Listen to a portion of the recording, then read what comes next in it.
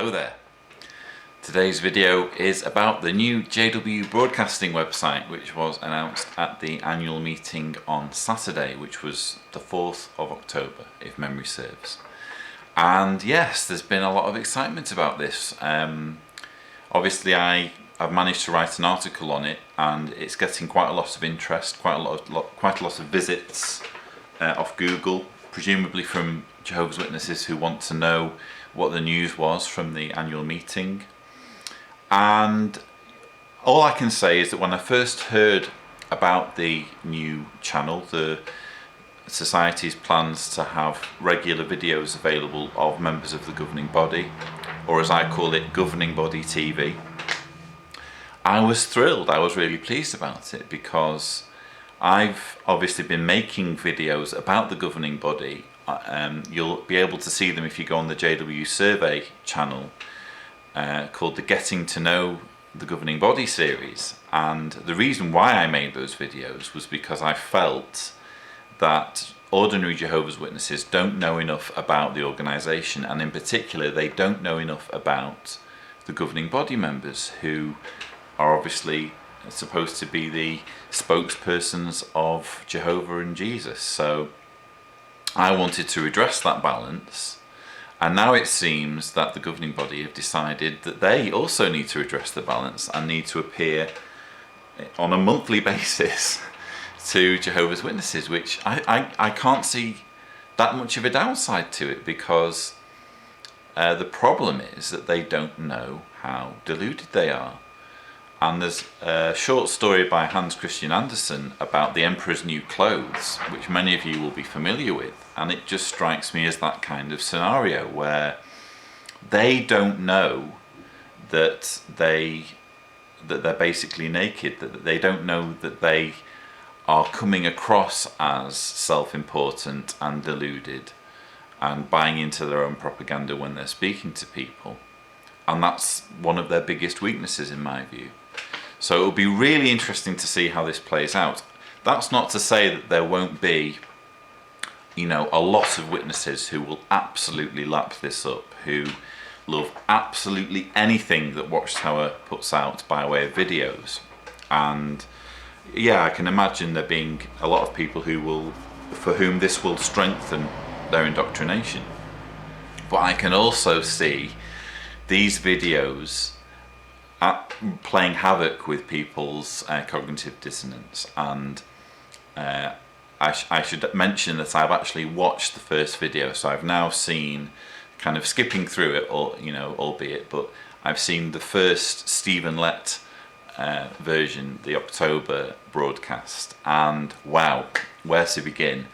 It obviously began with this sequence where they were showing the soundstage, the newsroom being put together, and I was kind of chuckling, and my wife was watching it as well, and we were coming up with the same comments. How can you claim that there is anything special about putting together a studio? And all the way through they were saying, well, we all feel we couldn't have done this.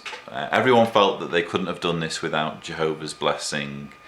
Everyone sensed Jehovah's hand at every stage of this process. We asked someone how long it would take, in the world to put this stage together, and they said 1.5 years, and we did it in only a few days. And everything was just, if they don't understand the fact that they cannot invoke Jehovah's hand for such menial things, just to put things in a little bit of perspective, 9 million children die every year before they reach the age of 5. 9 million children. And Jehovah's hand somehow has no interest in sparing these children from ever seeing adulthood, but he's quite happy to pull out all the stops to get a soundstage put together in a few days. It's just, honestly, the arrogance and solipsism of it all is just mind-blowing. But there you have it on the video. But that wasn't really the worst part. The worst part was Stephen Lett, and I'm going to try not to be too cruel in my comments. But if you were going to ask me who would be the worst governing body member that they could have chosen for the inaugural broadcast of JW Broadcasting, it would have been Tony Morris. Obviously, I can't wait for the Tony Morris video, but if you're going to ask me for a second worst governing body member, it would have been Stephen Lett. The guy seems to have developed some mannerisms over the years that are not helpful when it comes to convincing people of sincerity and of persuading people.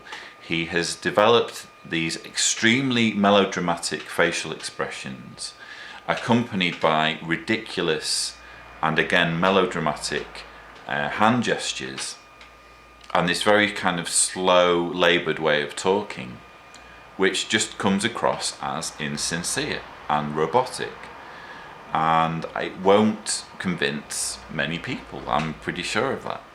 And worse still, and this is a phenomenon that a lot of my American and Canadian viewers won't really appreciate, but let me just say to you that a British audience watching Stephen Lett's performance will be even less, shall we say, impressed, because when we have the dramas every year at conventions, when I say we as though I'm still a witness, but I can remember very vividly that it was a frequent kind of subject of joking among my fellow witness friends when I was a witness, these over-the-top melodramatic dramas done in an American accent. And the problem is that when you hear these dramas done with bad acting in an American accent, it makes it hard to relate to what's being said.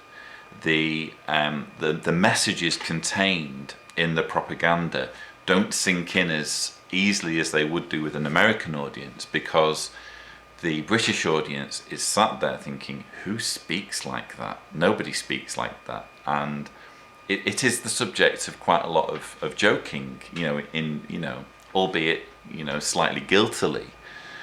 But it's just very difficult for a British audience to take that sort of thing seriously. And the governing body will have the same problem with these monthly broadcasts, especially if everybody's performances turn out to be like Stephen Lett's, who did the whole thing in this very fake,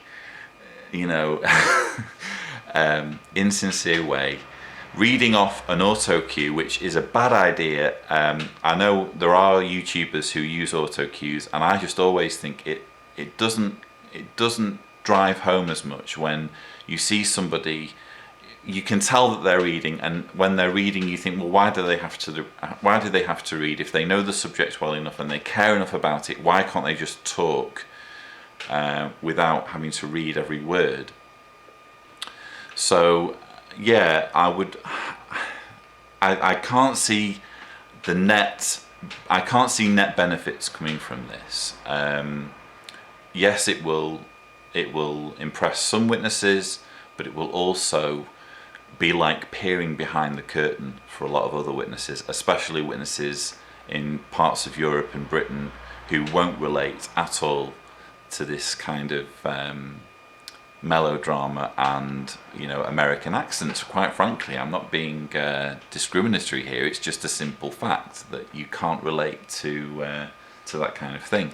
But anyway, going on to the actual broadcast itself, it wasn't a complete train wreck. There were some moments in the hour-long piece that will have been quite compelling, and first and foremost, as an example, was the segment where they had an interview with Bert, who I think he was 87 when he got baptized, and he was 90 at the time of the interview. Wow, the guy was really compelling, and you could see that he meant everything he said. You could see he really believed what he was saying. It was the complete opposite to Stephen Lett's performance, who was very wooden and speaking from an autocue. In contrast, you had Bert, who was wide-eyed and speaking extemporaneously, speaking from the heart. And that will have been very compelling. If Watchtower does more of those sorts of videos, then this could turn out to be not as much of a train wreck as I'm thinking it might be. But yeah, obviously there was no real substance to what Bert was saying. All he was saying was, well, I was a workaholic. I lost both of my parents when I was young, and my life was meaningless, but now I have a purpose to my life. Now I have friends. Now I can go anywhere in the world and instantly have friends, and this has given my life direction. All of that kind of thing. None of that being evidence that it's the truth, but when you say it with such conviction, you're going to win people over, definitely. So they're onto a winner with that kind of approach. And I also thought that the morning worship segment featuring William Malenfant, that was quite good, because again, he wasn't speaking word for word from an autocue or from a script. He was using his skills as a speaker.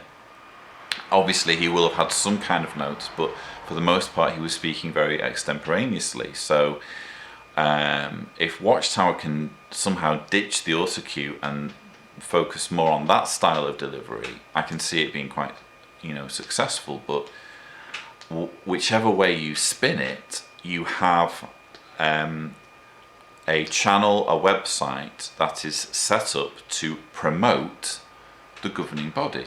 They are the hosts for an hour every month, and one of the things that I can remember we used to pride ourselves on as witnesses, I can remember we used to say, well, we don't even know who our president is. Doesn't that just show how humble the men in the society are if we don't even know who they are?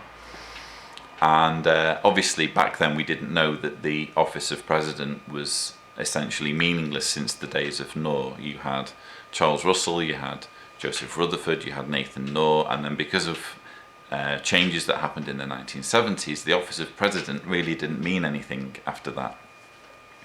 We didn't realise that the governing body were the president. Instead of having one president, you had several presidents. But even then, I can remember as a witness, they weren't as visible. We didn't know, we couldn't see their faces all the time. I can remember when the Proclaimers book came out and they had a page where they had like mugshots of the governing body in like a grid. And for the first time, it was like, oh, that's what the governing body looks like. Wow, don't they look nice? And couldn't you imagine them as being like a grandfatherly figure in the congregation?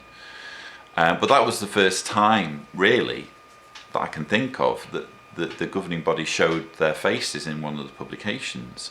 Contrast that with recently, where not only have you had them popping up in video after video after video after video, and each time with a caption underneath saying such and such a body, governing body member, and the narrator always saying Brother Mark Sanderson of the governing body then commented on blah blah blah, and it's governing body, governing body, governing body. But also just in the publications you've had in the last 15 months a picture showing the governing body 3 times. There was in the July 15th Watchtower, there was a group shot of the governing body. You have a shot of the governing body at the start of the 2014 yearbook, and you have a shot of the governing body in the God's Kingdom Rules book. So already 3 times in the last 15 months. Compare that with what I was saying about the Proclaimers book, and there's a precipitous increase in how much we're being exposed to who the governing body are. And the more they expose themselves, the more they push themselves in people's faces, the more the argument that these are humble men who don't like the limelight just completely erodes. The best strategy, if I was an advisor to the governing body, the best strategy I could give them would be to say, shut the hell up and stay away from the camera. Because the less people see you, the more special you are. The more you're in front of people and the more people see who you are, yes, there's a celebrity factor. Yes, there's people start to recognize your face. But especially, that only works so long as you don't screw up. And the more the governing bodies screw up, especially having claimed that they are God's mouthpiece, they are God's spokesperson, the more it pecks away at this idea that they are something big, they are something special. And in Stephen Lett's hour-long presentation, for some reason it wasn't edited, which, again, bad idea. If you're going to do this kind of thing, Watchtower, you need to edit it, because there were a few occasions where he stuttered or had to correct himself mid-sentence. And there's nothing wrong with that. I mean, I do that all the time. I make mistakes in my videos. I try and edit them out so that I look perfect, but that's different. I'm just an ordinary guy on YouTube. When you are claiming to be a conduit between mankind and the Creator, there are certain expectations that are placed on you. And the more you make these bumbling errors, the more you stumble around the stage and make these mistakes, the more it just pecks away and erodes at this idea that you are something bigger than what you really are. And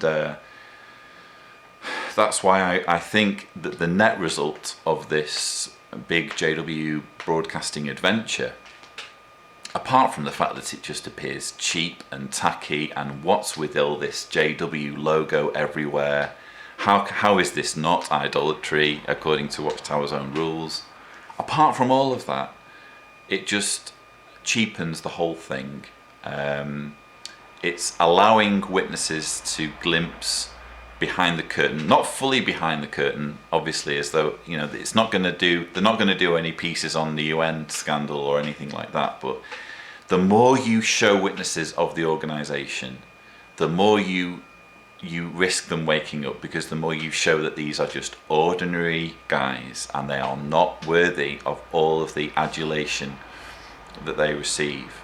So yeah, those were just my thoughts having seen the first broadcast. It will be interesting to see how it pans out. I can't wait for the Tony Morris speech, because I consider myself to be Tony's #1 troll. Tony, if you're watching, I'm your #1 troll, mate, and I love all your material. I find it extremely entertaining, and when you do your hour-long segment, I'm going to get my popcorn out and my beer and put my feet up and just enjoy every single minute. I won't be skipping through it like I did with Stevens. I will be watching every single minute, because I just enjoy watching you talk. It's always guaranteed to, I don't know, just be outrageous in some way and hilarious.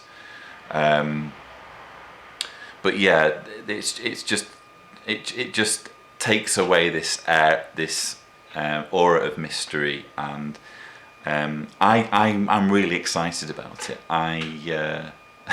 Maybe I shouldn't be. Maybe it's a really terrible thing. But apart from being an activist and apart from trying to draw people's attention to how much harm Watchtower's doing, which is very serious work, I'm also kind of a Watchtower geek. You can't do the kind of work I do without being genuinely interested in what goes on behind the scenes and who all these people are that make the decisions and what the legal department looks like, and tours of Patterson and all that kind of thing. You can't do my kind of work unless you're interested in that, and I really am interested. And so just purely from a personal interest point of view, I'm really delighted that they've come out with this new website, and I do believe that the net result of it will be that people will wake up, or at least let's hope. So those are just my thoughts. I hope you find them interesting. Please share your comments below and we'll see whether you agree or disagree. And thank you for watching.